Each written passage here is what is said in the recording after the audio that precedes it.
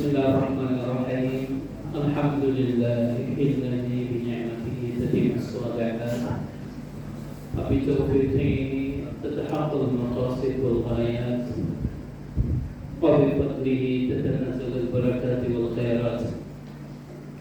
Wa ala alihi wa sahbihi alladhina hadana li hadha wa ma kunna linahtadiya lawla an hadana Allah.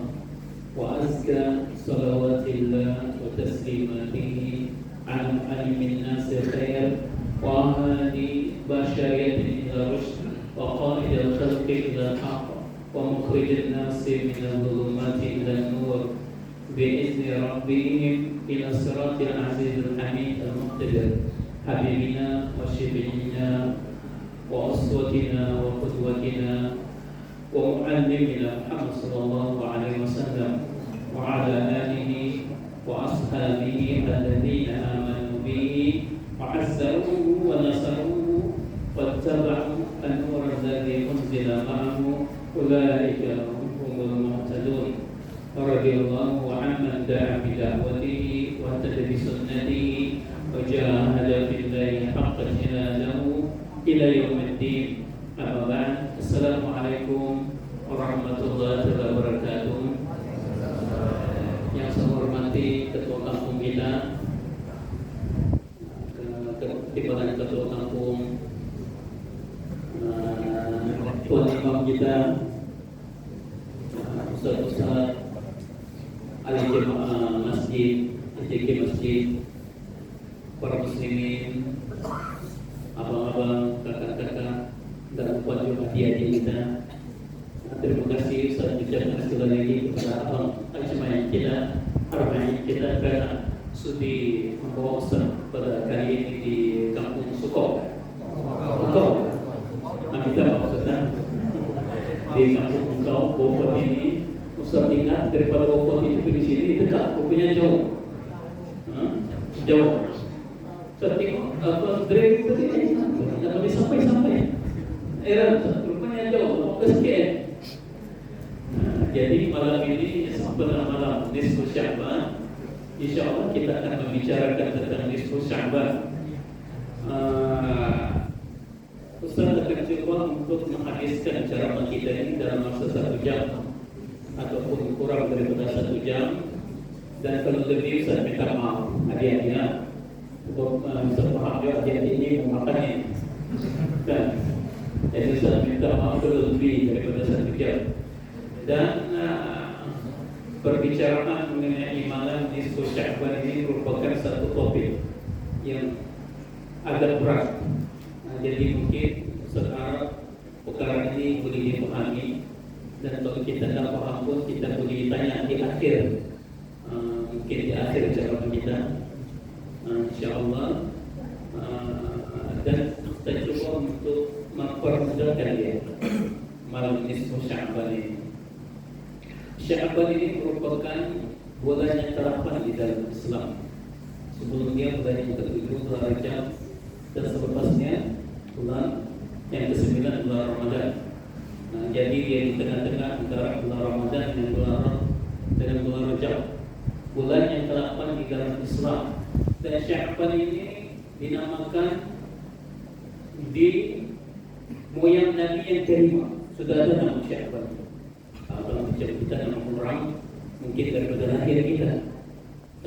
Nama Sya'ban ini, nama Sya'ban di bulan moyang Nabi Muhammad SAW di hari di masa moyang Muhammad SAW yang kelima. Muhammad bin Abdullah, ini dua kan, Muhammad bin Abdullah, habis itu Abdul Muttalib, Hashim, Abdul Manaf, Husain, Kilab, di zaman Kilab. Kilab bin Murrah yang ke-6, moyangnya Murrah. Yang ke-7 Ka'ab, yang ke-8 Lu'i, yang ke-9 apa nama ini Ghalib, yang ke-10 Fahar, panjang. Dia punya deritan tu panjang. Lepas tu ini lepas daripada Fahar masuklah Khuzaimah, Mudrikah, Adnan, menyukai nama-nama ini moyang-moyang Nabi sallallahu alaihi wasallam. Jadi nama Sya'ban ini dinamakan di moyang Nabi Muhammad sallallahu alaihi wasallam yang kelima. Di Kilab bin Murrah. Daripada inilah timbul nama Sya'ban. Sya'ban ini berdasarkan kepada kalimat Arab tasya'ub.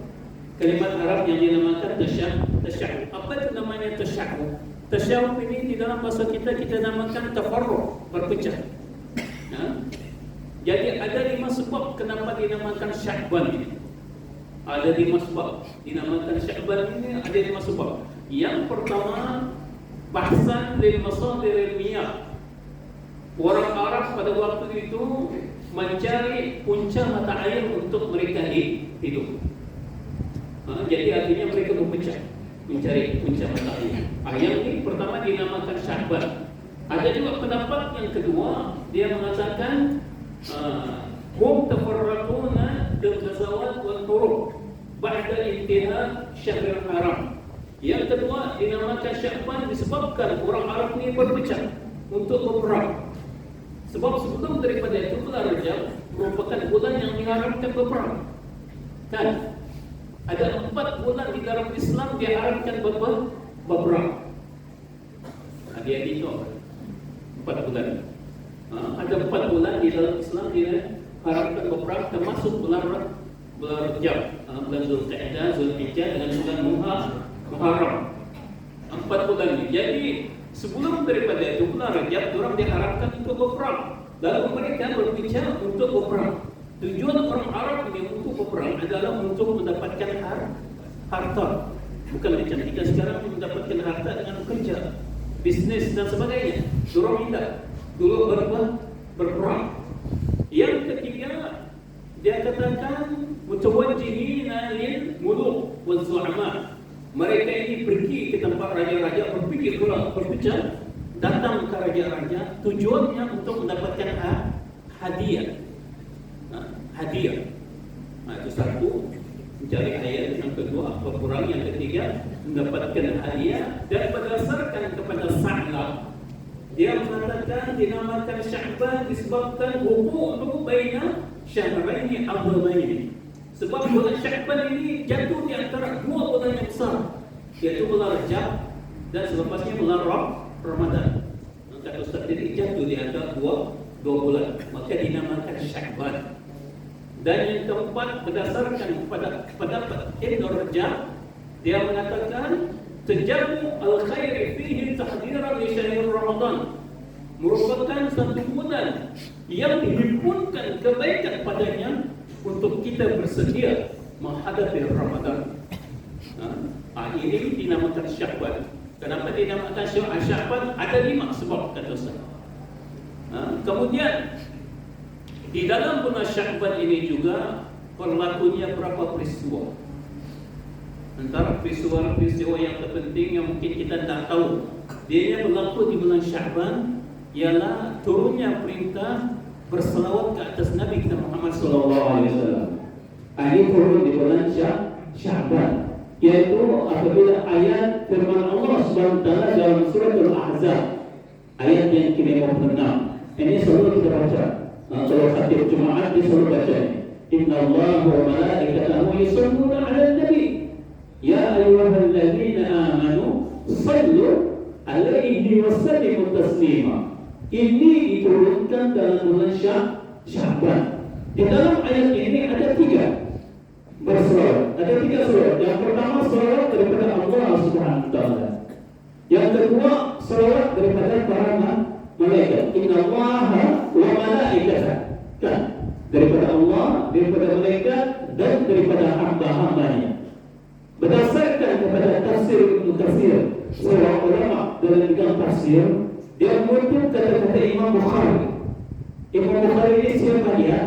Imam Bukhari merupakan pakar di dalam hadis. Hadis Sahih Bukhari, hadis Sahih Muslim. Itu dinamakan Imam Bukhari. Dia memetik kata-kata Imam Bukhari di dalam kitab tafsirnya. Dia mengatakan apabila Allah Subhanahu wa taala berselawat ke atas Nabi kita Wasallam itu artinya dia memuji Nabi kita Muhammad Sallallahu Alaihi Wasallam. Dan apabila mereka pula berselawat ke atas Nabi, artinya mereka ini memohon doa. Seperti mana yang kita tahu bahwa derajat kita manusia ini lebih tinggi daripada malaikat. Ya, derajat kita manusia lebih tinggi daripada malaikat. Malaikat merupakan satu makhluk yang taat. La ya'suna Allah ma amarahum wa yaf'aluna ma yu'marun. Malaikat merupakan satu makhluk yang begitu taat kepada Allah Subhanahu wa taala. Tidak pernah mendahulukan Allah SWT berbanding dengan kita manusia. Selalu berjahat. Disuruh sembahyang, tidak mau sembahyang. Disuruh puasa, tidak mau puasa. Disuruh pergi masjid, tidak mau pergi masjid. Tapi bila disuruh pergi ke lapangan, mau pula dia. Macam mana ya? Ya, malaikat indah.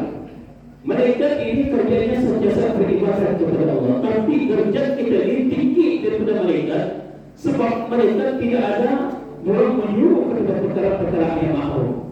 Kita disuruh kita untuk kuntum khaira ummatin takhruju lin-nas ta'muruna bil ma'ruf. Disuruh kita untuk mengajak manusia kepada perkara-perkara yang makruh. Sebab itulah derajat kita tinggi daripada malaikat.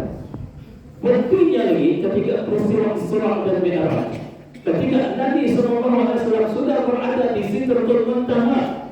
Nabi SAW sudah berada di Sidratul Muntaha, artinya di langit yang ketujuh Nabi Ibrahim. Lepas daripada itu Sidratul Muntaha. Di Sidratul Muntaha ini apabila Nabi SAW dan malaikat Jibril sampai di situ, kata malaikat Jibril kepada Nabi Muhammad SAW, sir jalan kau. Malaikat Jibril tak boleh lepas daripada muka. Kalau dia lepas, hancur dia. Tapi Nabi SAW mampu untuk melewati Sidratul Muntaha, menunjukkan Nabi itu manusia biasa lebih mulia daripada malaikat. Ya kan? Jadi disuruh kita untuk berselawat ini bagi kita hamba Allah. Apabila disuruh kita berselawat, kita mengharapkan perkataan daripada Nabi SAW. Nabi kita merupakan insan yang paling mulia. Nabi kita merupakan insan yang paling mulia. Sebab itulah Allah SWT menyuruh kita untuk berselawat kepada Nabi kita, menyuruh kepada Nabi Muhammad SAW. Nabi yang mampu untuk memberikan syafaat pada hari kiamat nanti. Tidak ada lain-lain Nabi yang mampu untuk memberikan syafaat melainkan Muhammad SAW. Itu kelebihan dari kita. Yang pertama, peristiwa dia yang berlaku di bulan Sya'ban, turunnya selawat, disuruh kita untuk berselawat kepada Nabi kita Muhammad SAW. Yang kedua, diperlukan berpuasa. Puasa Ramadan yang akan kita puasa nanti ini diperlukan dalam bulan Sya'ban, tahun yang kedua Hijrah. Tahun yang kedua Hijrah diperlukan puasa dalam bulan Ramadan. Bila diperlukan dalam bulan Sya'ban, yang berdasarkan kepada pendapat An-Nawawi di dalam kitab Al-Majmu' Syarah Muhammad, ini sekadar dari sebut. Kalau kamu tidak tahu pun itu apa bisa sebut ini. Sekadar kamu tahu saja. Ini itu orang kata masadir dan puncak maklumat ilmu yang Ustaz dapat. Supaya kamu tahu, Ustaz paham dia orang kampung ini barang besar paham dia. Tapi jangan kamu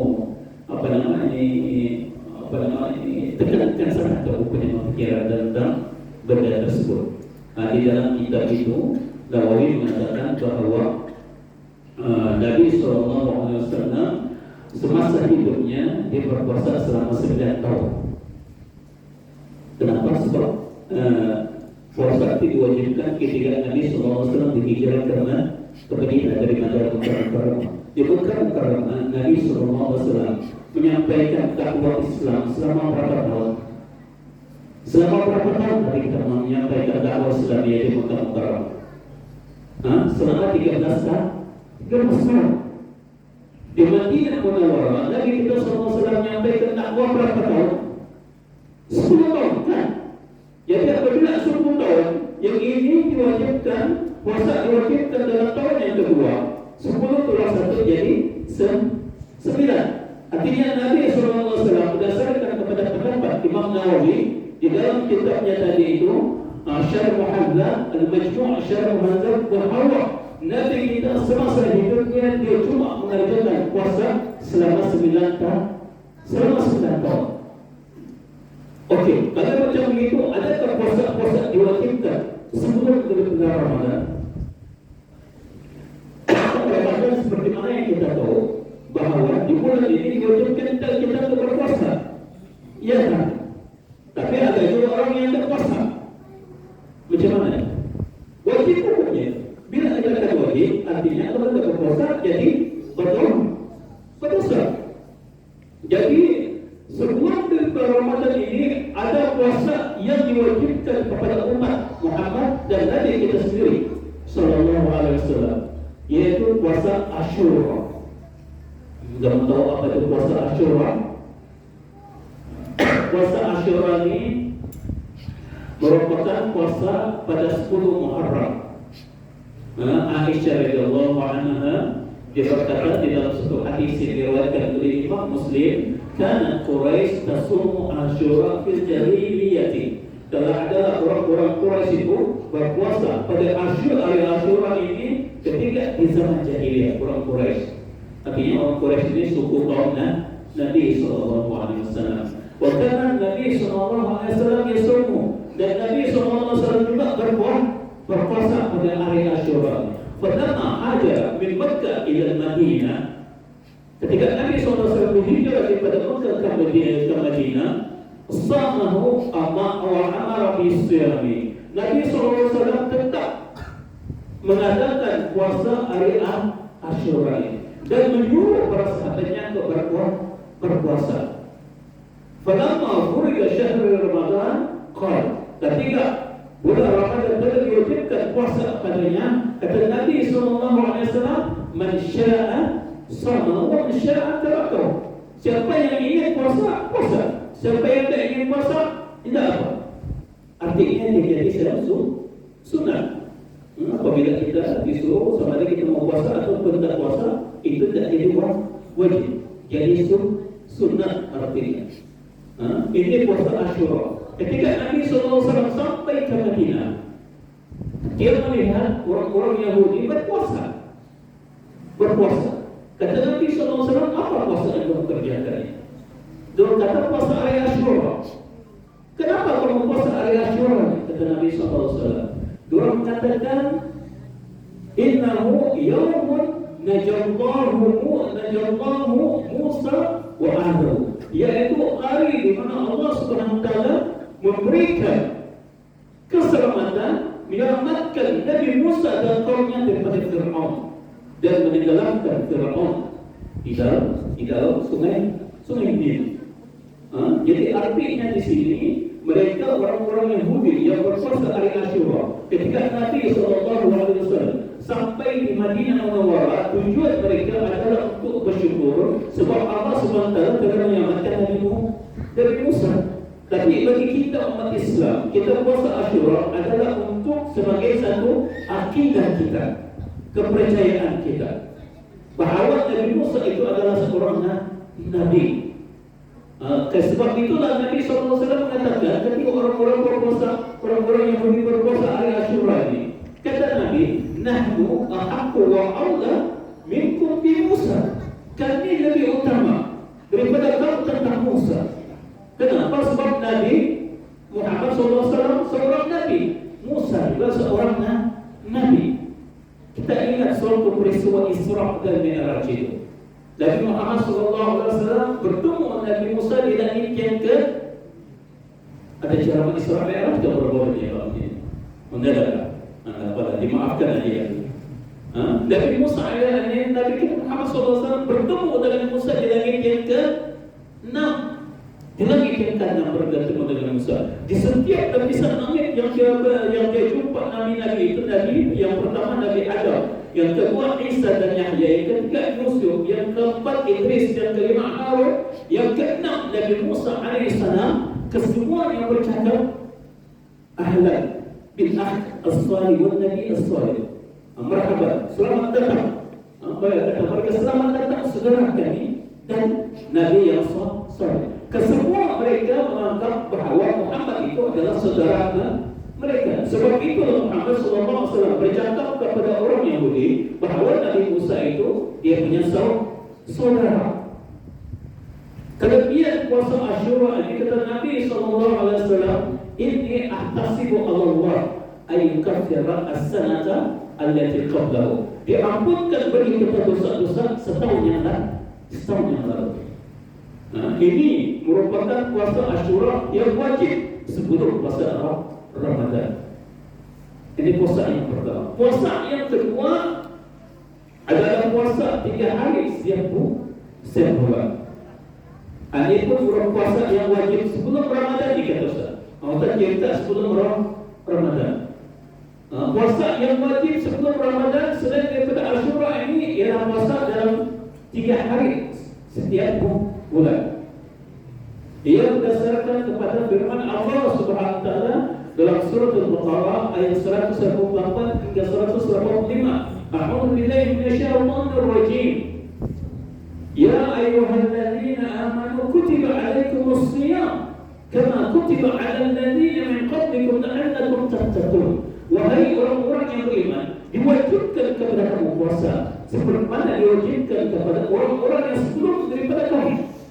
Menunjukkan kepada kita di dalam ayat ini ada puasa orang-orang yang sebelum daripada kita. Puasa mereka 3 hari setiap bulan. Ayat ini juga berdasarkan kepada pendapat Abu Ibnu Abi Rabah, seorang ulama, seorang tabi'in, dengan mengatakan kana hada siyam an-nas qabla. Ini merupakan puasa orang yang sebelumnya. Diwajibkan puasa 3 hari setiap bulan. Ini merupakan peristiwa yang kedua yang berlaku dalam bulan Sya'ban. Diwajibkan puasa Ramadan. Yang sebelumnya ada puasa. Sebelum puasa Ramadan diwajibkan kepada kita, sebelumnya ada puasa. Ini yang puasa hari Asyura dan puasa 3 hari setiap bulan. Peristiwa yang ketiga yang berlaku dalam bulan Ramadan. Tujuan Ustaz untuk menceritakan tentang peristiwa yang berlaku dalam bulan Ramadan, dalam bulan Sya'ban ini supaya kita faham. Bulan Sya'ban ini kadang-kadang orang kata bulan yang mulia. Kita tidak tahu apa kemuliaan ini bulan Sya'ban. Ini antaranya peristiwa yang berlaku dalam bulan Sya'ban. Kalau orang sebut ini bulan Sya'ban ini adakah dia merupakan satu bulan yang mulia? Iya. Iya Ustaz. Kenapa dia mulia? Tidak tahu. Tidak tahu.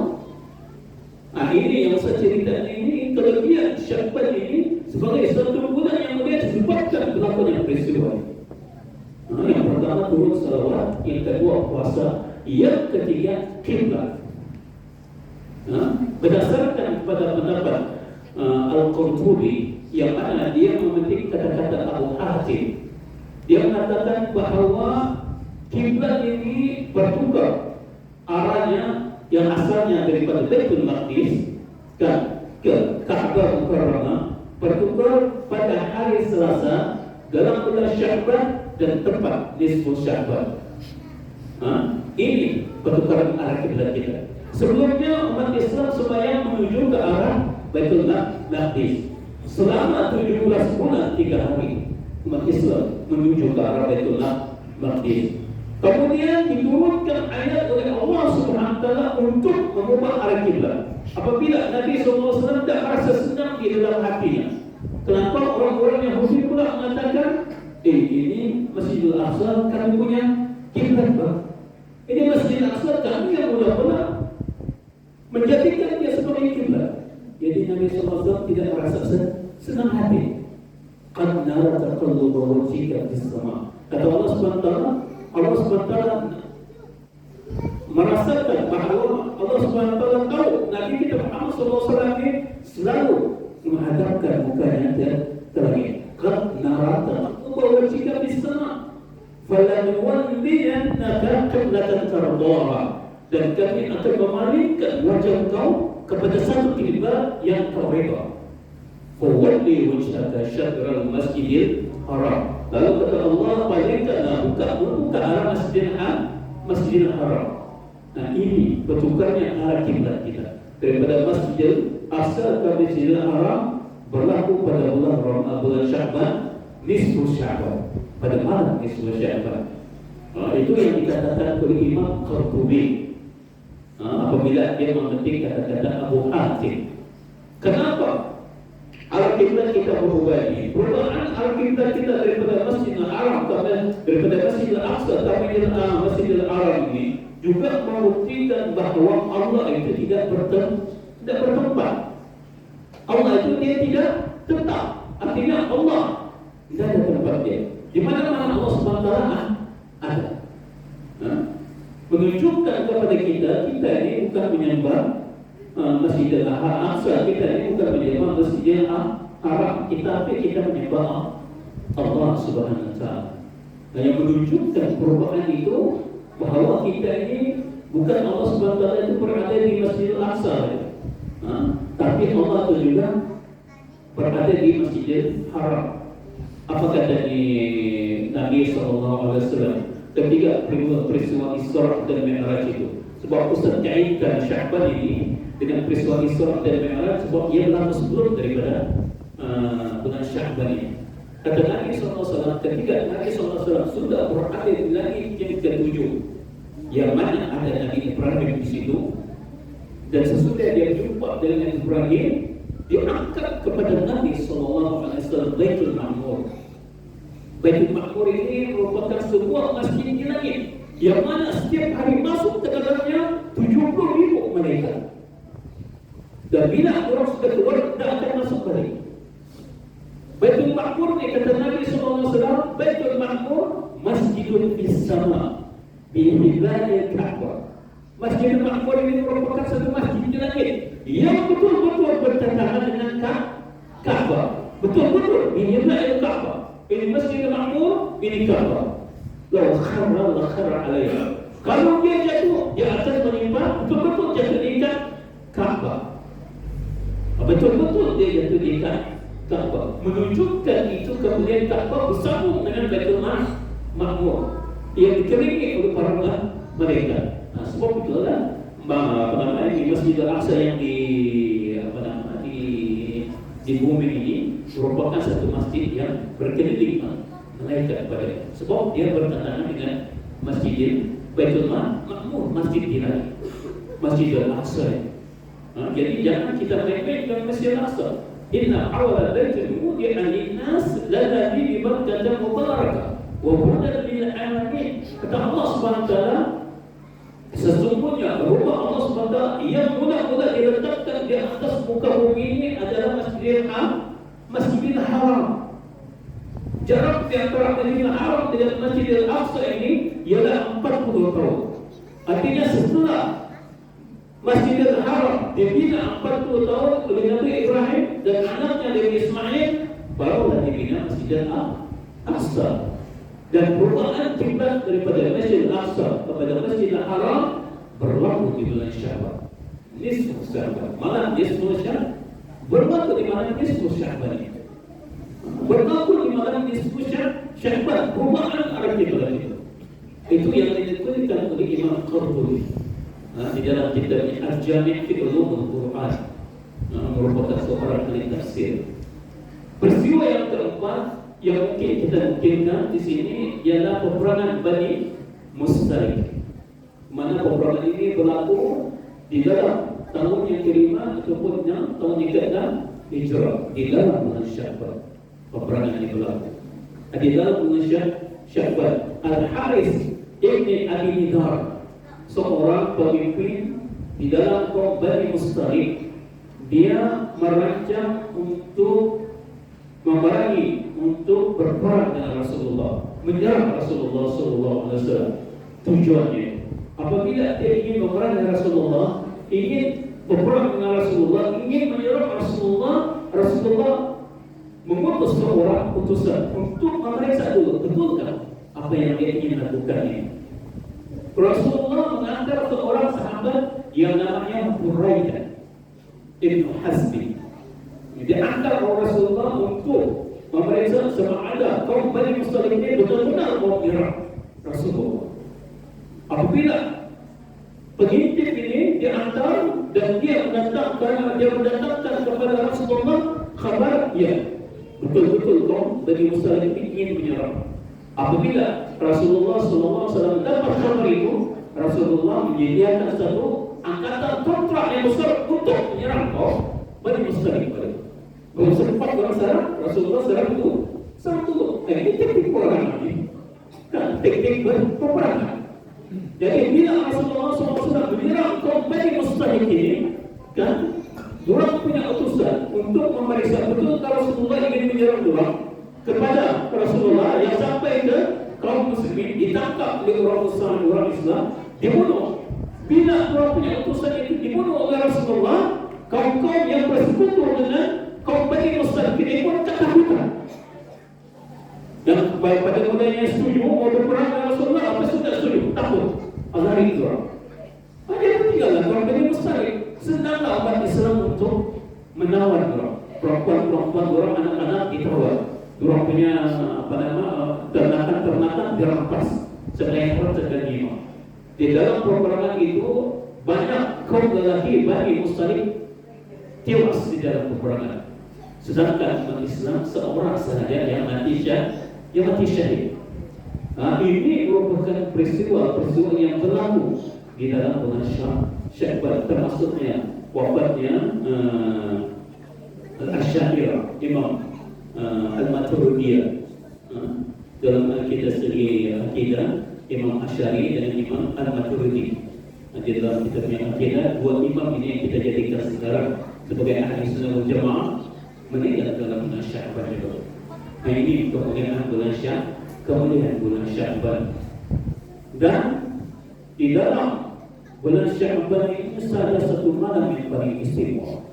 Kalau bulan Rajab, Allah Subhanahu wa taala memuliakannya dengan Lailatul Isra dan Mi'raj, bulan Ramadan dengan Lailatul Qadar, maka bulan Sya'ban dengan malam nisfu Sya'ban. Di malam nisfu Sya'ban ini kita punya amalan diangkat ke langit. Malam nisfu Sya'ban ini kita punya amalan diangkat ke langit. Berdasarkan kepada hadis yang disahihkan oleh An-Nasa'i dan Ibnu Khuzaimah. Imam Nasa'i mensahihkan hadis ini. Begitu juga Imam Ibnu Khuzaimah, yaitu hadis kata Nabi SAW, "Dzalika syahrun yaqulu an-nasu anhu wa huwa syahr baina Rajab wa Ramadan wa huwa syahrun turfa'u fihi al-a'mal ila Allah wa ana uhibbu an yurfa' amali wa ana salih." Kata Nabi, yang mana di dalam bulan Sya'ban ini, kata Nabi SAW, ini merupakan satu bulan yang manusia melupakan bulan ini. Dia berlaku di antara Rajab dengan Ramadan. Yang mana di bulan ini amalan kita diangkat ke langit. Dan kata Nabi SAW, aku suka amalan itu diangkat ke langit, aku berpuasa. Sebab itulah Nabi SAW memperbanyakkan puasa di dalam bulan Sya'ban. Di dalam satu hadis yang disahihkan oleh Imam Bukhari, Nabi SAW bersabda daripada Aisyah radhiyallahu anha, dia kata, "Fama ra'aitu Rasulullah SAW istakmala siyam bi syahrin ila Ramadan, wa ma ra'aituhu akthara siyamin minhu fi Sya'ban." Artinya, kata Aisyah, aku tidak nampak Nabi SAW menyempurnakan puasa penuh dalam satu bulan, melainkan dalam bulan Ramadan. Dan aku tidak nampak Nabi SAW banyak berpuasa, melainkan dalam bulan Sya'ban. Tapi ada lagi hadis yang lain yang diriwayatkan oleh Imam Muslim, kana yasumu Sya'ban ila qalila, yang mana Nabi SAW itu berpuasa dalam bulan Sya'ban tapi sedikit saja. Macam mana? Yang satu dikata banyak, yang satu dikata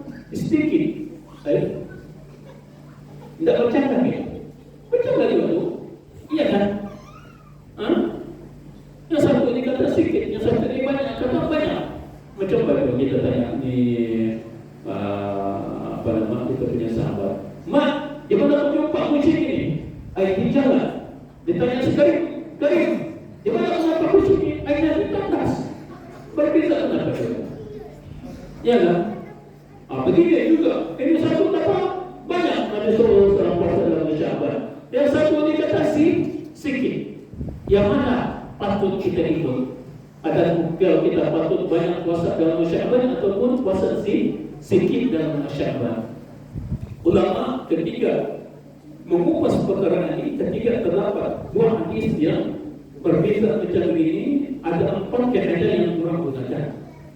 Yang pertama kaedah ajaran, yaitu menghimpunkan dua hadis ini dan melihat mana satu yang lebih baik untuk diikuti oleh masyarakat. Yang kedua, dua melihat hadis mana yang datang dulu, hadis ini kan ataupun hadis ini. Kalau hadis ini yang datang dulu dan hadis itu datang kemudian, artinya hadis ini terbatal otomatis. Hadis yang datang terdahulu ini hadis datang kemudian dengan pendapat pakai. Yang ketiga terjadi orang mengutamakan yang mana lebih kuat antara ini dan ini. Imam Bukhari dengan Imam Muslim mana lebih kuat? Macam ini. Dan yang keempat bertolak. Artinya apa yang ada di dalam hadis itulah yang patut kita ikuti. Jadi artinya dalam masalah ini, apabila ada hadis yang mengatakan Nabi SAW memperbanyak puasa dalam bulan Syaban, yang ini mengatakan Nabi SAW puasanya sedikit, kan kita sederhana.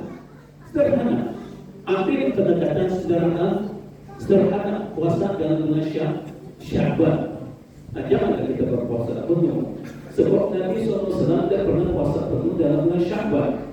Ketika Ustaz belajar di pondok dulu, Ustaz menyewa satu rumah. Cerita Ustaz menyewa satu rumah di Tegal dulu ketika Ustaz belajar di pondok. Dua rumah itu sudah tua, perempuan. Tapi dia puasa 3 bulan ini betul-betul. Ini Rajab, Syaban, Ramadan full. Ustaz waktu itu baru sekolah pondok, ya itu belum berapa tinggi, kita tidak tahu kan. Udah Ustaz hebat ini, hebat. 3 bulan di perpuasaan turun hebat ini. Kalau kita jangan puasa 3 bulan, 3 hari pun capai juga kita, ya kan? 3 hari pun capai juga. Sampai kita tinggal di Ramadan, kita sudah puasa macam-macam. Tengok saya kiri kanannya. Nasib pada mau bapak kita di rumah itu menjelang habis tuh. Jadi Ustaz kata puasa dalam bulan Syaban ini dia tidak disuruh kita untuk banyak puasa, tidak disuruh kita sedikit puasa, sederhana puasa kita. Ada bulan Syaban ini. Dan seperti mana kata Ustaz tadi, bulan Syaban ini merupakan satu bulan yang amalan kita diangkat terhadap oleh Allah Subhanahu wa taala. Ketika amalan kita diangkat terangit oleh Allah Subhanahu wa taala, ianya akan dipaparkan nanti pada hari kiamat nanti. Amalan kita yang diangkat dalam bulan Syaban inilah yang akan dipaparkan nanti. Cara Allah Subhanahu wa taala memaparkan kita punya amalan ini ada 5 cara. Yang pertama, soal jawab. Amalan kita yang diangkat dalam ini, yang ditulis di Lauh Mahfuz itu, dan ada 5 cara untuk Allah SWT menghukum kita. Yang pertama soal jawab, dipanggil satu-satu. Jangan kita katakan Allah SWT, banyak dari manusia ini. Macam mana Allah SWT boleh memanggil kita satu-satu? Ditanya. Jangan kita membayangkan macam itu. Kuasa Allah SWT mengatasi segala-galanya. Pertama soal jawab, dipanggil kita satu-satu oleh Allah SWT. Fawarabbuka lanas'alannahum ajma'in amma kanu ya'malun. Dalam surah Al-Hajar ayat 92 hingga 93. Fawarabbuka, dan demi Tuhan engkau, kami akan menanyakan kepada mereka semua ini tentang apa yang telah mereka lakukan semasa hidup di atas muka bumi. Tidak kira amalan kita itu kecil, tidak kira amalan kita itu besar, tidak kira amalan kita tersembunyi, tidak kira amalan kita itu terbuka umum. Kesemua apa yang kita lakukan akan ditanya. Mat, Ustaz nampak muka maling mencuri kita. Dah Ustaz, dah mencuri. Di dunia ini kita boleh terlepas. Di dunia ini kita boleh terlepas, di akhirat nanti tidak boleh terlepas. Mak minta duit, aku mau beli buku ni. Padahal bukan beli buku, beli buku. Tidak kita terlepas dari apa yang kita lakukan semasa hidup di dunia. Amalan kita yang semasa di dunia. Yang kedua ialah dengan cara pembacaan buku amalan kita. Seperti mana yang kita tahu bahawa amalan kita ini dicantikkan oleh dua malaikat, malaikat terakhir dan malaikat atid. Ini malaikat terakhir ini akan bertanya tentang, akan mencatatkan tentang amalan-amalan kebaikan yang kita lakukan. Malaikat atid ini akan mencatatkan amalan-amalan keburukan yang kita lakukan. Kesemuanya dicatat amalan kita. Wa inna alaikum lahafizin kiraman katibin. Dan kepada setiap daripada kamu ada dua orang malaikat yang diutuskan. Setiap daripada kita ini malaikatnya ada sebagai ustaz, tuan imam, abang, semua ada dua malaikat yang diutuskan untuk mencatatkan kita punya amalan. Anda tak lepas kita bergurau sederhana, kita bersungguh-sungguh ketika kita bercakap, ketika kita melakukan satu pekerjaan, kita terubahkan, kita ada impian kalbu kita, siap sekolah ni, itu tetap akan dicatat dan akan dibacakan oleh malaikat di hadapan Allah Subhanahu wa taala. Macam mana? Macam mana kita mau lari? Kesemua kita punya amalan ini serta akan dicatatkan. Kemudian akan dibacakan oleh malaikat di hadapan Allah Subhanahu wa taala. Ayat yang saya bacakan itu surah Al-Infitar ayat ke-10 dan ke-11, wa inna 'alaikum lahafizin kiramin katibin. Itu ayat Quran itu. Dan di dalam surah yang lain kata Allah Subhanahu wa taala, ma yalfizu min qawlin illa ladayhi raqibun atid. Dalam surah Al-Qaf ayat yang ke-18, apa saja yang kamu cakap, apa yang kamu lakukan, kesemuanya dicatat oleh para malaikat. Tidak tahu pasti daripada kita kecil sampai kita besar. Jadi cara amalan dihitung. Yang pertama kata Ustaz, disuruh jawab. Yang ketiga pembacaan buku amalan kita. Dan yang ketiga rakaman. Artinya apa yang kita cakap, apa yang kita bisik. Imam itu maghrib dia datang, asar pun datang. Ini dia dicatat. Apa yang kita cakap dicatat. Kau tengok orang lain, dia punya kereta tu mahal. Kau punya kereta ni, kereta perisa ada jatuh tinggal. Kesemua apa yang kita cakapkan dicatat oleh para mereka. Tidak terlari kita. Ada kita punya yatiqu alaikum bil haqq. Inna kunna nastansikhu ma kuntum ta'malun. Dalam surah Al-Jasiyah ayat yang ke-29, apa juga kita punya percakapan, apa juga yang kita bisikkan, kesemuanya akan dicatatkan dan akan ditayangkan, akan dipusing. Macam kisah itu, yang kisah yang lalu sekarang mungkin ada sudah imam. Kan yang dulu kayak kisah itu kan, sekarang ada sudah. Tapi di Arab ada itu. Nah macam kisah itu, tik pusing kisah itu. Ini yang aku cakap semasa hidup kau. Kemana kita mulai? Dia dapat lagi kita, dia rakam semua itu. Rekamannya, ketika rakam, dia rakam ke semua itu. Apa yang kita cakap dari kecil sampai besar. Apa yang kita bisikkan, semua dia rakam ke besar. Tidak ada satu pun yang tinggal. Macam mana? Mau lepas diri? Tidak boleh. Tidak boleh kita melepaskan diri. Dan cara hitungan yang keempat ialah tayangan. Kesemua amalan-amalan yang kita lakukan daripada kita kecil sampai besar, yang tersembunyi ataupun yang terang-terang, yang gelap ataupun yang terang, kesemua akan ditayangkan. Ada satu skrin yang besar hari akhirat nanti. Kau akan melihat sendiri amalan yang kau lakukan semasa dunia. Apabila ayat ini diturunkan kepada Nabi kita Muhammad SAW, para sahabat kita menangis terisak-isak. Para sahabat menangis terisak-isak. Dan yang paling sedih ialah Umar. Kenapa? Sebab orang sendiri amalan-amalan keburukan yang belum lakukan ditayangkan di hadapan manusia. Malu itu. Umar seperti mana yang kita tahu, dia merupakan Khalifah Ar-Rasyidin antara Mubasyirin bil Jannah. Dia masuk syurga tempatnya hisab. Macam mana kita? Macam mana kita yang tidak masuk syurga? Belum tahu lagi masuk syurga kita. Macam mana kita? Ditayangkan segala amalan keburukan kita di hadapan manusia. Tidak malu kita? Malu. Yawma ini yasrun nasyu ashtata liyaraw a'malahum. Pada hari itu manusia akan dibangkitkan dengan berbagai cara, kata Allah Subhanahu wa taala.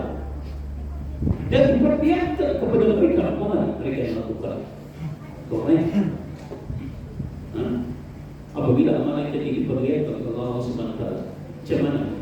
Daripada sampai Z. Yang gelap pun ada. Pukul ni waktu pukul 12 malam ini yang kau lakukan. Tidak terlepas itu. Kesemua amalan kita ditayangkan oleh Allah Subhanahu wa taala kepada seluruh makhluk. Dan tidak pernah ada di dalam masyarakat tidak terlepas kita tayangan. Sebab itu para sahabat merasa sedih. Ini yang kita lakukan malam ini, Ustaz sebagai penceramah, kamu sebagai pendengar akan ditayangkan di hadapan Allah Subhanahu wa taala. Alhamdulillah kita yang datang ke masjid ini. Bagaimana orang yang datang ke masjid? Yang kita di sini mau mendengar, Ustaz ini malam ini alhamdulillah Dr. Ali sekali ceramah pada di siapa yang kuat di rumah tunggang ini dengar macam mana? Itu akan ditayangkan di hadapan Allah Subhanahu wa taala apa yang kau buat itu. Jadi kita harus sedar bahawa apa yang kita lakukan di dunia ini tidak akan terlepas daripada Allah Subhanahu wa taala. Dan yang kelima ialah timbangan. Amalan kita semasa kita lakukan di atas muka bumi ini ditimbang. Wa nad'u al-mawazin al-qista li yawm al-qiyamah fala tudam nafsun syai'a. Kata Allah Subhanahu wa taala pada hari akhirat nanti akan disediakan timbangan yang mana berdasarkan pendapat para ulama sebesar mana pun kejahatan kebaikan yang manusia lakukan tidak akan dapat melepasi timbangan tadi. Artinya kalau banyak pertimbangan tetap timbangan itu tetap menimbang amalan-amalan yang kita lakukan. Dan seorang manusia tidak akan dizalimi daripada apa yang dia lakukan. Wa in kana misqala habatin min khardalin ataina biha. Walaupun kau punya perbuatan itu kecil, kata Allah SWT tetap kami akan dapatkan. Wa kafa bina hasibin. Membedailah tadi yang hisabkan, yang menghitungkan kamu punya amalan. Kata Allah Subhanahu wa taala. Allah SWT akan menghitung kita punya amalan. Kalau kita punya timbangan berat, baiklah kesedaran kita. Kalau timbangan kita buruk, naya tempat kita. Ini 5 cara Allah Subhanahu wa taala menghitung semua amalan-amalan yang kita lakukan semasa hidup di atas muka bumi ini, diangkat oleh Allah Subhanahu wa taala ke langit pada malam nisfu Sya'ban. Pada malam nisfu Sya'ban. Macam mana? Berani kita melepaskan dari daripada Allah Subhanahu wa taala 5 cara. Yang diterapkan ini. Macam mana? Ada kita boleh terlepas satu pun dari terlepas kita. Kalau diikut yang kita punya cerita, cara amalan yang dia lakukan sama kita, satu pun kita tidak boleh terlepas. Satu pun tidak boleh terlepas kita. Jangan kita kira itu mahkamah dunia, iya. Mahkamah akhirat tidak boleh terlepas kita. Jangan lima ini yang digunakan oleh Allah Subhanahu wa taala, satu pun kita tidak terlepas. Macam mana? Tidak takut ke kita? Sepatutnya kita takut. Tapi di dalam satu hadis Nabi sallallahu alaihi wasallam ini peluang kepada kita. Yahtali Allahu li jami'i khalqihi lailatul nisfi min Sya'ban. Pada malam nisfu Sya'ban Allah Subhanahu wa taala akan melihat kepada semua hamba-Nya. Ini malam nisfu Sya'ban Allah Subhanahu wa taala akan melihat kepada semua hamba-Nya. Fayaghfiru li jami'i khalqihi. Allah Subhanahu wa taala akan mengampunkan dosa ke semua hamba-Nya. Syukurlah kita. Diampunkan dosa kita pada nisfu Sya'ban ini illa 2 orang saja, kecuali 2 orang. Yang pertamanya, orang yang melakukan syirik kepada Allah SWT ini tidak akan diampunkan. Kau pergi menyapa tokong lah, kau pergi bohong lah, minta ini azimat dan sebagainya. Kau pergi bohong lah, minta ini kekayaan, minta pesugihan. Ini tidak diampunkan. Dosa syirik. Kita mempersekutukan Allah Subhanahu Wa Taala. Dan diampunkan ini dosa. Dan yang kedua, dosa suka bergaduh, usia ini. Sikit-sikit mau bergaduh saja. Dan dari si orang ini, kau ni, sedikit mau bergaduh saja. Macam mana? Kan? Dia tegur pun, datang aku masjid. Kau punya hal lah. Kau buruk, lain bang. Kau buruk lain. Aku punya kubur. Apa kau dari semua aku? Ini suka yang bergaduh. Dia tegur sedikit pun tak mau jadi macam mana kita? Kalau orang yang macam ini tegur kamu, ini antara orang yang tidak akan diampunkan dosa mereka oleh Allah SWT pada mana nisfu Sya'ban. Jangan main-main. Kita ni sebagai manusia biasa, sedangkan Nabi SAW memaafkan umat dia. Sepatutnya kita inilah yang memaafkan kita punya saudara. Tidak ada orang yang tidak melakukan kesilapan. Adakah orang yang tak melakukan kesilapan semasa hidup di atas muka bumi? Adakah? Ustaz tanya. Ada? Semua orang melakukan kesilapan. Dia dimaafkan. Kita maafkan. Kalau Nabi SAW memaafkan umatnya, kenapa kita tidak boleh maafkan orang lain? Kerasanya dengan kita punya hati. Hebat sangat kita, terkampur sangat kita. Oh iya, aku ada berita besar. Al-Fatihah dari berita. Walaupun kau ada cerita Al-Fatihah, sikit dihintik sikit ya Allah SWT masuk ke parit, orang baru kepala. Garuk kepala, kau perintah itu masuk ke parit, nanti kepala. Al-Fatihah itu ngasih baiknya bukan murah-murah. Kan? Oh iya, aku ada rumah besar. Rumah aku tengok canggih, cemang bodoh. Sekejap saja. Kalau Allah SWT mau terbakar, sekejap saja, habis kok. Tidak ada. Jadi tidak ada apa yang patut kita banggakan di atas muka bumi ini. Dan ada yang patutnya kita sombongkan. Tidak perlu kita sombong, tidak perlu kita bangga. Kesemua yang kita miliki adalah milik Allah Subhanahu Wa Taala. Jangan kita menyombong diri kepada orang. Jangan kita suka mencari gaduh sama orang. Kita maafkan orang. Sikit-sikit itu biasa. Kadang-kadang kita ini sebagai manusia tak rasa, tapi bukan perasaan itu. Kita maafkan orang.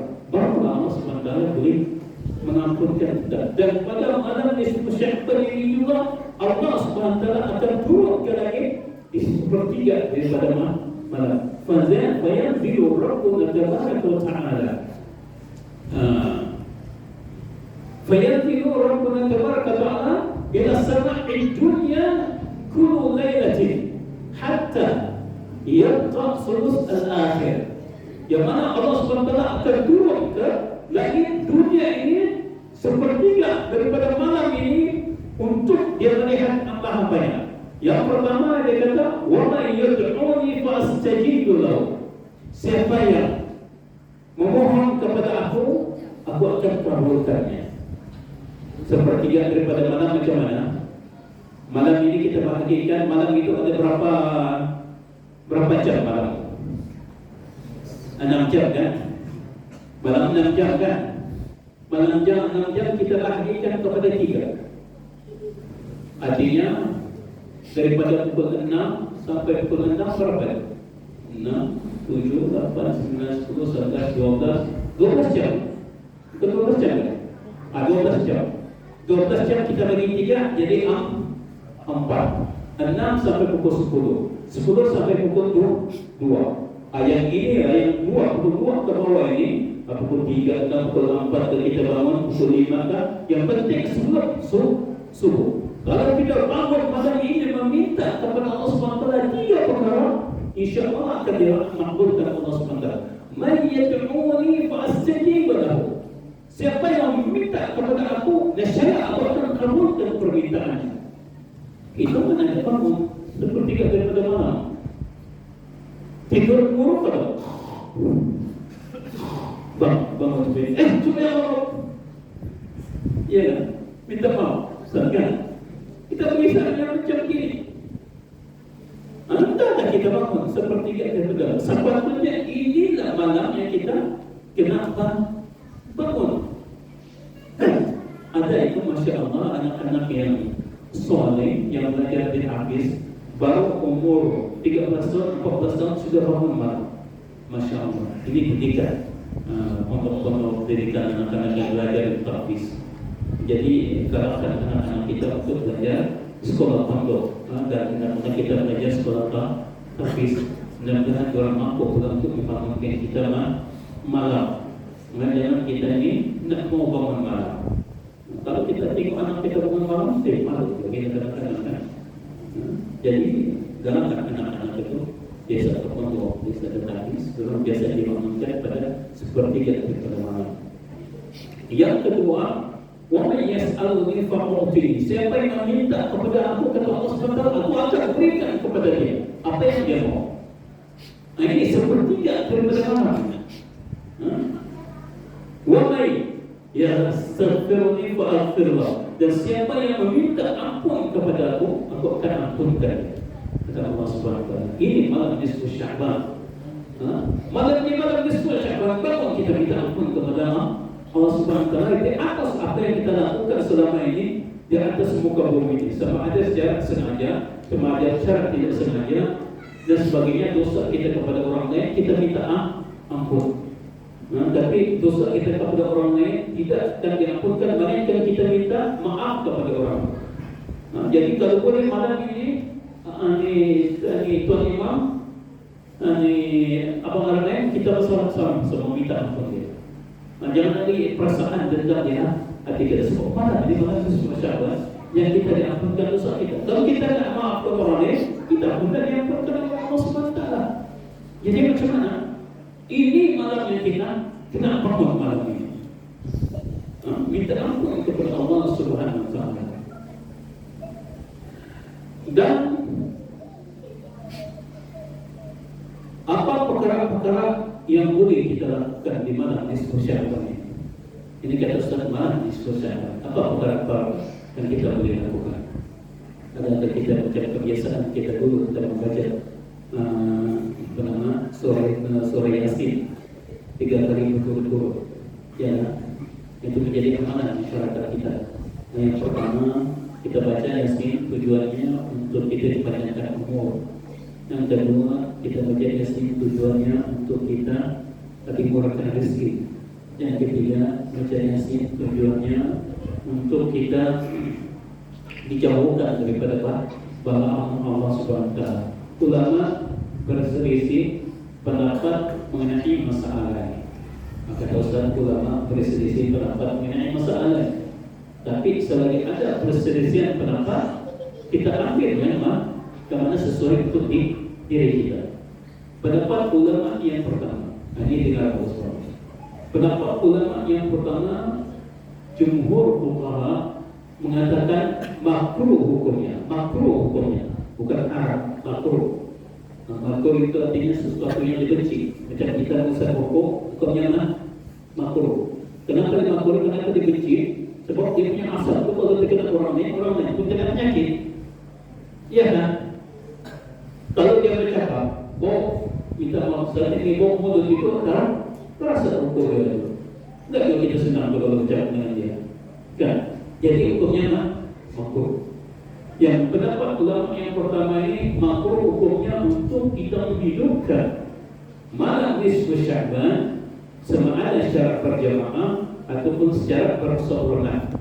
Sebab ini tidak pernah dilakukan oleh Rasulullah dan para nabi. Ini pendapat ulama yang pertama. Mereka mengatakan makruh hukumnya untuk kita menghidupkan malam nisfu Sya'ban dan malam 2 hari raya Aidilfitri. Malam 2 hari raya Aidilfitri itu merupakan 2 malam yang mana keberkatannya besar. Itu nanti kita cerita. Dan di malam nisfu Sya'ban, ulama yang pertama menghukumkannya makruh. Yang pendapat ulama yang kedua antaranya Abdullah ibn Abi Rabah dan Ahlul Madinah, penduduk Madinah, Ashabul Malik. Ini sahabat-sahabat Imam Malik Dan Ibn Abi Malika ini antara ulama yang mengatakan menghidupkan malam nisfu Sya'ban dan malam 2 hari raya Idul Fitri hukumnya adalah bid'ah. Ini ulama yang mengatakan bid'ah adalah. Artinya bid'ah tidak dibenarkan untuk mengadakannya. Mereka berdasarkan kepada hadis Nabi SAW, "Man ahdatsa fi amrina hadza ma laysa minhu fa huwa rad." Siapa yang mengadakan sesuatu yang tidak ada di dalam agama kami, dia tertolak. Ini pendapat ulama yang kedua. Pendapat ulama yang ketiga berpecah kepada dua. Ini pendapat ulama Aisyah. Pendapat ulama yang ketiga ini, yang pertama ulamanya berbeda. Ini ulama yang membolehkan dihidupkan malam Lailatul Nisfu Sya'ban ini di masjid secara berjamaah. Ini pendapat ulama yang ketiga kata Ustaz, yang berpecah kepada dua. Yang pertama, mereka membolehkan untuk dihidupkan malam Nisfu Sya'ban di masjid secara berjamaah. Antara ulama ini ialah Khalid Ibn Ma'dan, Lakbad Ibn Amir, Ishaq Ibn Rahawai. Ishaq Ibn Rahawai merupakan guru kepada Imam Syafi'i dan Mahmud. Jadi 4 ulama ini mengatakan boleh dihidupkan malam Lailatul Qadar secara berjamaah. Okey. Pendapat ulama yang kedua ini, yang tadi ini, yang daripada yang ketiga ini, pendapat ulama yang kedua daripada mereka ini boleh dihidupkan malam Lailatul Qadar di masjid ke di rumah, tapi tidak boleh ramai-ramai, satu orang. Ya. Faham tak? Tadi kata Ustaz, pendapat ulama yang pertama di buku ulama tidak ada makruh. Ya kan? Pendapat ulama yang kedua tidak boleh, bid'ah dia kata. Pendapat ulama yang ketiga ini berpecah kepada dua. Dua membolehkan, tapi ulama yang pertama membolehkan dihidupkan secara berjamaah di masjid. Pendapat ulama yang kedua kepada mereka tidak boleh ramai-ramai, satu orang dia kata. Mereka ini berdasarkan kepada pendapat Al-Hattab fi kitab Mawahib Jalil, ulama di dalam mazhab Imam Maliki. Waktu Ustaz di Morocco dulu belajar PhD di sana selama 3 tahun setengah di dalam mazhab Imam Maliki. Mereka mengatakan mazhab Imam Maliki ini antara kitab yang kami gunakan, Mawahib Jalil. Yang mana di dalam pendapat ulama ini dia kata, "Man ahya lailata aidin wa lailatul nisfu min Sya'ban lam yakun qalbuhu yawma tamutul qulub." Dia mengatakan siapa yang menghidupkan 2 malam hari raya dan malam nisfu Sya'ban, tidak akan mati hatinya pada masa hati-hati yang lain itu mati. Akhirnya dia membolehkan dihidupkan malam nisfu Sya'ban. Ini antara ulama yang berpendapat demikian. Pendapat ulama daripada Darul Ifta Nasiriyah. Darul Ifta Nasiriyah, bangsa ini pejabat mufti negara Mesir. Dia mengatakan la ba'sa bi qira'ati surah Yasin 3 marrat aqiba surah Al-Maghrib jahran di masjid. Mereka mengatakan tidak apa, artinya tidak apa-apa saudara. Tidak apa-apa untuk kita membaca surah Yasin 3 kali di masjid secara berjamaah selepas daripada solat maghrib. Tidak apa-apa. Ini pendapat Darul Ifta Nasiriyah. Antara pendapat ulama yang Syekh Syekh Muhammad Jumaat, Dr. Muhammad Jumaat, Ustaz Ahmad Basir. Ini para ulama yang mengatakan, tidak ada apa-apa masalah. Kalau baca surah Yasin 3 kali cara berjamaah di masjid boleh juga. Ini bukan Ustaz yang benar, ini pendapat ulama ini yang Ustaz mungkinkan. Boleh dia kata untuk kita membaca surah Yasin 3 kali di masjid tidak ada apa-apa. Fa'innahu dakhilun fil amri li'ihya' hadhihi al-lail. Sebab ini merupakan termasuk di dalam perintah untuk kita menghidupkan malam nisfu Sya'ban. Dan malam yang dianjurkan untuk kita berzikir. Wa amru al-zikr al-si'ah. Di malam untuk kita dianjurkan berzikir. وتخصيص الأمكنة والأزمية ببعض الأعمال الصالحة مع المداومة عليها أمر مشروع. Dua katakan bahawa kita mengkhususkan masa-masa yang tertentu ataupun tempat-tempat yang tertentu dengan melakukan amalan-amalan yang baik, dan kita sentiasa melakukan amalan itu merupakan sesuatu yang tidak bercanggah dengan syarak. Orang katakan, ma lam ya'taqid fa'il dzalika annahu wajibun syar'i. Selagi mereka tidak beriktikad di dalam hati mereka bahawa itu perkara yang wajib. Artinya begini, kita ini menjadi kebiasaan kepada kita untuk membaca Yasin 3 kali semasa malam di Sya'ban, ya kan? Nah, tapi kita tidak beriktikad di dalam hati kita itu merupakan satu yang wajib. Kalau dia tidak melakukan, dia berdosa. Anda boleh gitu begitu. Ayo, mak, mana? Aku nampak si Karim, dia tak tahu mana ni semua Sya'ban yang baca Yasin di masjid. Aku tak tahu, mungkin bermasalah dengan dia ni dan ini tak baca Yasin. Tak boleh. Tak boleh kita cakap dia betul berdosa. Selagi kita hendak iktikad perkara itu wajib, okey, laksanakan. Boleh. Pendapat Darul Ifta Al-Masriyah. Mereka mengatakan Abdullah ibn Mas'ud radhiyallahu anhu, kata Nabi sallallahu alaihi wasallam, ya'ti Masjidil Quba kullu sabtin masyan wa rakiban. Mereka berdasarkan kepada perbuatan Nabi sallallahu alaihi wasallam, yang mana Nabi sallallahu alaihi wasallam datang ke Masjidil Quba. Masjid Quba ini merupakan satu masjid yang terletak lebih kurang 5 km daripada Masjidil Haram. Siapa yang biasa sudah pergi umrah atau pergi haji, orang tahu Masjid Quba ini. Masjid Quba kadang-kadang kalau kita mau memperboleh kita punya niat ihram, kita datang daripada Salam pergi ke Masjid Quba. Nabi SAW berjalan setiap hari Sabtu ke Masjid Quba ini, sama ada dia berjalan kaki ataupun naik ke kendaraan. Setiap hari Sabtu Nabi SAW buat. Jadi artinya perbuatan Nabi SAW itu menjadi dalil kepada sahabat untuk melakukan satu perkara yang baik. Nabi SAW sentiasa melakukan setiap hari Sabtu. Jadi artinya membaca Yasin ini tidak ada apa masalah. Segi pendapat Darul Ifta Al-Masriyah. Jadi di sini ada sudah pendapat-pendapat ulama yang berbeza. Terpulang kepada kita untuk kita memilih. Jangan mengatakan kau ikut pendapat siapa, kau sesat, tak boleh kau sesat. Kau ikut pendapat siapa, kau tak boleh, pendapat ini sesat. Jangan kita menuduh orang yang semacam ini. Sekiranya ada dalil yang dia ikut, ada ulama yang dia ikut. Kita ini siapa? Ya, kita ini siapa? Kita ini bukan ulama. Kau bukan ulama, kenapa kau menentang semua orang lah? Ya kan? Orang lain buat ada pendapat berbeda sama dia. Yang paling bukan ulama, kan? Membaca Arab pun tak tahu. Ya, disuruh buka kitab Arab tu.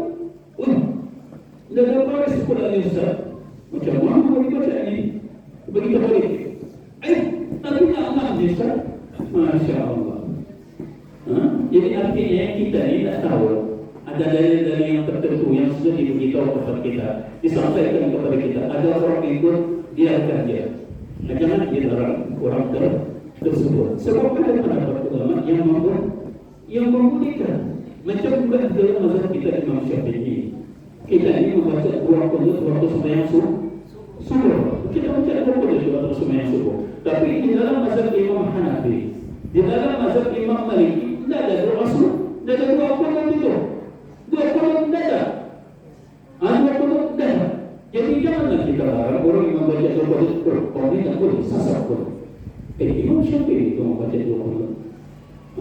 Imam Syafi'i itu waktu dia pergi tempat Imam Malik. Imam Malik ini guru kepada Imam Syafi'i.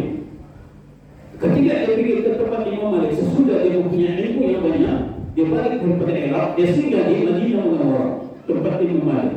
Waktu sembahyang subuh, hari yang pertama Imam Malik jadi imam. Imam Malik tidak membaca dua qunut. Imam Malik tidak baca dua qunut. Dia sembahyang biasa. Ini apa nama? Sewaktu Ustaz di Maroko dulu, yang mazhabnya Imam Malik. Kan, waktu sembahyang subuh, Sami Allahu liman hamida, Rabbana lakal hamdu, rakaat yang kedua. Rabbana lakal hamdu, yang kita angkat tangan kan? Allahumma hdina fiman hadait. Dia dorong tak angkat tangan. Begini dia dorong. Tapi berhentinya itu agak lama sedikit. Artinya seolah-olah ada orang baca. Ada orang baca. Mazhab Maliki kita Ustaz. Itu Maliki. Ustaz 3 tahun setengah di Maroko. Ustaz tahu macam mana cara orang sembahyang subuh. Seolah-olah orang tak angkat tangan tapi berhenti. Dalam 2 minit macam itu, seolah-olah ada bacaan orang yang terkhusus. Bagi mazhab Imam Hanafi, Ustaz 9 tahun setengah di Jordan, daripada BA sampai ke peringkat Master Degree. Ustaz di Jordan 9 tahun setengah hidup Ustaz di Jordan. Imam Hanafi dah baca doa aku kudu Sami Allahu liman hamida, Rabbana lakal hamdu, sujud terus. Tidak berhenti, ada berhenti sekejap. Mereka ada berhenti. Hanafi tidak berhenti, dia terus sujud. Bagi kita Imam Syafi'i angkat tangan. Jadi kalau orang yang baca doa kudu, janganlah kita cakap ini apa nama sesat lah. Dia ikut mazhab Imam Syafi'i juga itu. Kan? Ikut mazhab Imam Syafi'i. Kalau kita pergi Mekah ramah, apa kita sembahyang di fardu? Assalamualaikum warahmatullahi. Assalamualaikum warahmatullahi. Ada ke Imam baca? Astaghfirullahaladzim alladzi la ilaha illa huwal hayyul qayyum wa atubu ilaih. Allahumma antas salam minka salam. Ada ke Imam baca? Ada ke Imam baca di apa nama di Mekah sana? Ada tak? Tidak ada baca. Kan enggak boleh sesat imam. Janganlah bertuduh orang sesat. Orang itu adalah dalil dia ikut mazhab siapa? Kan kita ikut mazhab Syafi'i, kita ikut mazhab Syafi'i. Sewaktu Ustaz di Jordan ataupun di Maroko pun, kita ini dalam mazhab Imam Syafi'i, orang tak juga menuduh kita sesat. Tidak juga orang menuduh kita sesat. Orang tahu kita ini dalam mazhab Imam Syafi'i. Orang tahu kita dalam mazhab Imam Syafi'i. Tidak ada kita menuduh orang ini sesat, orang ini sesat. Yang masing-masing buat dia punya hal. Bila kita tanya, kalau ada dalil, dia ada dalil, okey cukup. Artinya ada pendapat ulama dalam masalah itu. Kalau kita ambil air wudu dalam mazhab kita ni, kan kita ambil wudu, kita sapuk kepada kita. Yang penting mengenal 3 hari rambut kita. Dari yang kita sapuk 3 kali. 3 kali kita sapuk. Dalam mazhab kita Imam Syafi'i. Tapi dalam mazhab Imam Maliki ataupun Hanafi itu 1 kali saja. Sudah. Oh, tidak boleh sesat dia. Tidak boleh sesat dia. Tidak boleh macam itu. Masing-masing ada pendapat dia. Kalau kita ni Ustaz kata, bukan dua orang yang ahli. Siapa kita ni dibandingkan dengan Imam Syafi'i? Siapa kita ni dibandingkan dengan Imam Malik? Siapa kita ni dibandingkan dengan Imam Hanafi? Hebatlah kita ni daripada orang. Orang itu ulama yang dianggap oleh seluruh dunia. Jadi selagi ada perbezaan pendapat di dalam ulama, kita boleh ikut mana-mana. Tidak ada masalah. Kata Ustaz, boleh ikut mana-mana. Kalau Ustaz itu masjid di kampung kita pergi mana? Ustaz itu masjid kampung di apa nama ini? Orang baca ayat. Bagi tahu, harus Dr. Ali datang berbicara masa makan dulu. Ada pendapat ulama. Dan kau tak percaya, kau tanya dia. Jangan takut kamu. Bagi tahu dulu. Akhirnya dibolehkan dengan masalah. Dibolehkan. Yang terakhir dalam cara bagiannya, sekejap bagiannya. Saya sudah mau makan ni. Jangan dia sikit.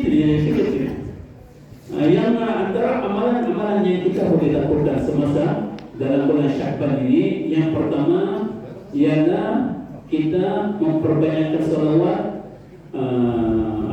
kita memperbanyakkan puasa dan salat tahajud. puasa kita banyakkan seperti mana yang kita sebutkan tadi, digalakkan kita untuk memperbanyakkan puasa di bulan Sya'ban. Nah, hadis sudah sebutkan Ustaz tadi, sudah sebutkan hadis. Qala Rasulullah sallallahu alaihi wasallam istakmala siyam syahrin ila Ramadan wa ma ra'aituhu asra siyamin minhu fi Sya'ban. Nah, ini disebutkan dalam hadis ini Nabi sallallahu alaihi wasallam memperbanyakkan puasa dalam bulan Sya'ban.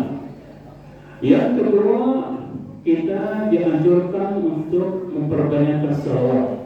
Kata Nabi sallallahu alaihi wasallam, "Awlan nasi bi yaumil qiyamati aktsaruhum 'alaihi salatan." Manusia yang paling dekat kepada aku pada hari kiamat nanti, mereka yang banyak salawatnya.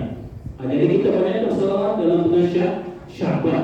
Kerana kita disuruh bersalawat dalam Sya'ban pun sebabkan turun ayat tadi yang kita ceritakan di perbuatan tadi kan, disuruh kita bersalawat di atas Nabi.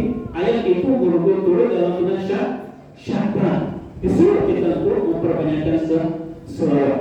Dan yang ketiga, disuruh kita untuk memperbanyakkan sedekah dan membaca Al-Quran. Para sahabat-sahabat Nabi SAW apabila orang kadang melihat anak Sya'ban, anak bulan di permulaan Sya'ban, mereka ini memperbanyakkan bacaan Al-Quran. Jangan kita tinggalkan Al-Quran, kita punya gerakan macam itu sampai kita baca dalam bulan Sya'ban ini. Dan sekurang-kurangnya kita baca sedikit di Al-Quran ini. Kalau Ramadan pun kita membaca, jadi bila lagi kita membaca ini, ya Al-Quran itu dah kita baca tapi mau saya macam mana? Sebab itu kan daerah nanti, kata Ustaz, satu hari nanti Al-Quran ini akan hilang daripada mushaf itu. Kita baca, hilang ayat yang berapa, hilang tiba-tiba.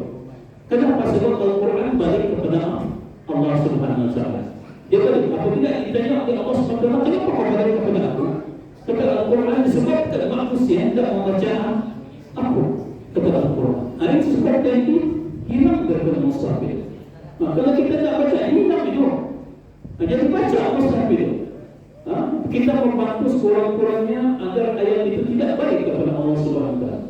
Kalau sudah kita membaca Al-Quran, dia akan balik kepada Allah Subhanahu Wa Taala. Jadi kita tolong ini membaca Al-Quran. Yang seterusnya kita terus memperbanyakkan sedekah. Sebab kita tahu orang-orang ini kan semua orang senang, bukan semua orang kaya, ada orang susah. Jadi sekurang-kurangnya kalau kita memperbanyakkan sedekah kepada orang, memberikan kekuatan kepada orang untuk menghadapi Ramadan. Ramadan ini satu bulan yang bukannya senang untuk kita lalui. Puasa ini, puasa ini bukannya senang. Kalau kira-kira sembahyang pun senang, penama ini 500 sehari semalam pun orang tak menunaikan yang sembahyang, apalagi puasa. Puasa ini satu yang susah. Dilarang kita untuk makan dan minum. Dilarang kita untuk berduaan dengan isteri kita. Ya, single-single pun tak boleh Ramadan. Mana boleh single-single pilih? Mana boleh? Berarti kerajaan macam mana? Ya, tidak boleh. Minta maaf Ustaz. Dan tidak boleh single-single. Lepas daripada tempat puasa, okey. Tapi sembah puasa, ya, tidak boleh. Tak boleh manggil. Kalau suami kita manggil, ini tak apa boleh? Begitu. Kena tegas sikit tak? Kena tegas sikit. Yang seterusnya kita berdoa, memperbanyakkan doa dalam bulan Sya'ban ini. Kata Imam Syafi'i, "Balagana annahu kana yuqal inna du'a yustajabu fi khamsa layalin." Imam Syafi'i memberitahu kepada kita bahawa doa itu dimakbulkan di 5 malam. Yang pertama Lailatul Jumaat. Lailatul Jumaat ini malam Jumaat ini biasanya orang berprojek berprojek saja. Ya, doa juga kepada Allah Subhanahu Wa Taala. Ini yang terakhir yang dimakbulkan. Yang kedua malam dua hari raya Idul Fitri dan raya Idul Adha. Disuruh kita untuk memperbanyakkan doa. Dan yang keempat awal Lailatul Rajab. Di bulan Rajab sudah terlimpas, di awal malamnya sepatutnya kita doa, sebab doa makbul pada para itu.